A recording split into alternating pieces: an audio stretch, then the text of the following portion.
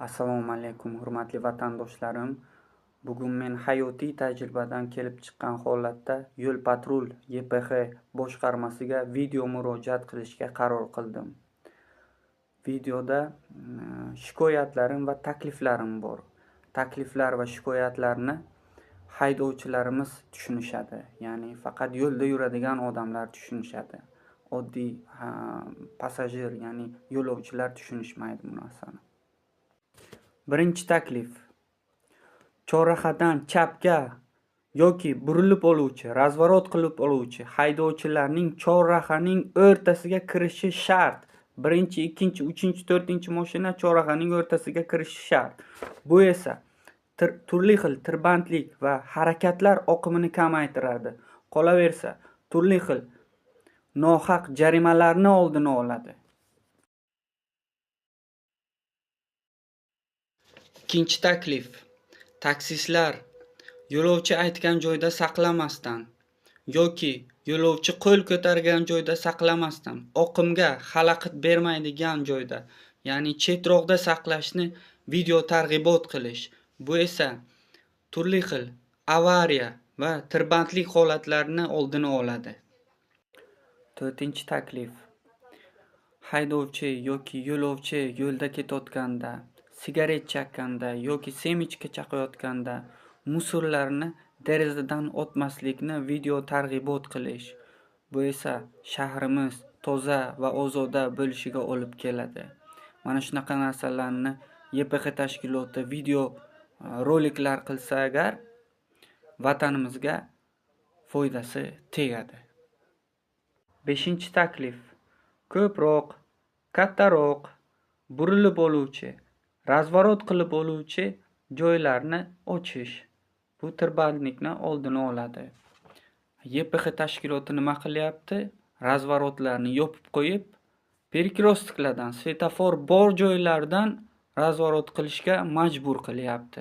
Bu esa orqada tirbandlik uyushtirishga olib kelyapti, jarimaga solinishiga olib kelyapti turli xil. Maqsad nima o'zi YPX tashkiloti? Maqsad jarimaga tortib qopqon qo'yishmi yoki tartib o'rnatishmi? Menga shunday tuyulyaptiki, maqsad qopqon qo'yib jarimaga tortishga tuyulyapti. Mana shunaqa. 6-taklif, asosiy taklif. Haydovchilarning yo'llarda qanaqa muammolar qiynayotganini o'rganib, ularga yechim topib, mazga-o'yishturim qilib, shu yo'nalishda ishlasangiz nur ustiga nur bo'ladi. Madaniyat borasida ishlasangiz. Bu faqat mendan chiqqan fikrlar. Yana fuqarolarimizdan qancha yaxshi fikrlar chiqadi. Biz YPX tashkilotidan qanaqa video targ'ibotlar ko'ryapmiz?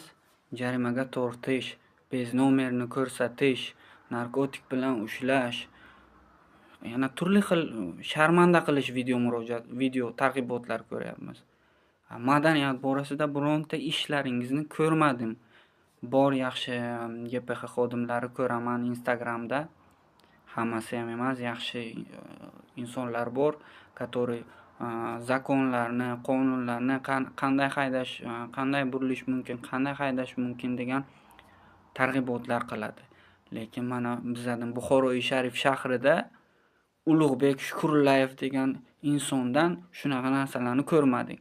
Faqat shu sharmanda qilish ishlaringiz. Odamlar charchab ketdi-ku, yoshlarga shunaqa dars beryapsizlarmi? Yana shuni ta'kidlab o'tmoqchimanki, Yo'l-patrul boshqarmasi boshlig'iga shuni ma'lum qilib ta'kidlab o'tmoqchimanki, Vazirlar Mahkamasining 485-qarorini sizning xodimlaringiz o'z vaqtida va xulosalarni to'g'ri ko'rib chiqmayapti. Umuman shunday kartadan ko'rib rad javobini beryapti. Boshini og'ritmasdan. Maqsadi nima ularning o'zi?